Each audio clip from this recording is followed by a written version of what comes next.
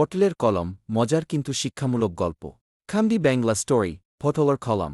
গল্প পটলের কলমকে। আমাদের গ্রামে পটল নামে এক ছেলে ছিল। কিন্তু সে জেদ করে বলত, আমাকে পটল বলবি না। আমি পটল বাবু। পটল বাবুর স্বপ্ন বড় লেখক হওয়া।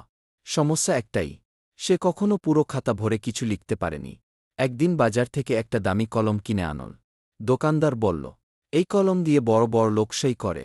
পটল বাবু মনে মনে ভাবল, আজ থেকে আমিও বড় লোক গি। পরের দিন চায়ের দোকানে বসে কলমটা টেবিলে রাখল। সবাই জিজ্ঞেস করল, কি রে পটল, পরীক্ষা দিবি নাকি? পটল বাবু গম্ভীর মুখে বলল, আমি বই লিখব।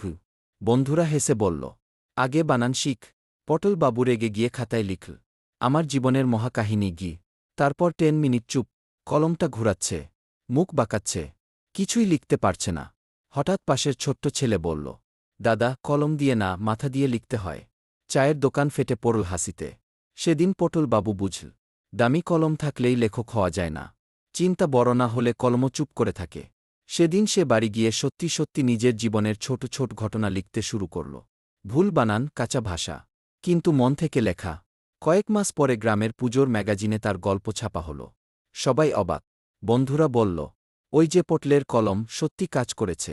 পটল বাবু হেসে বলল, কলম না, সাহস কাজ করেছে।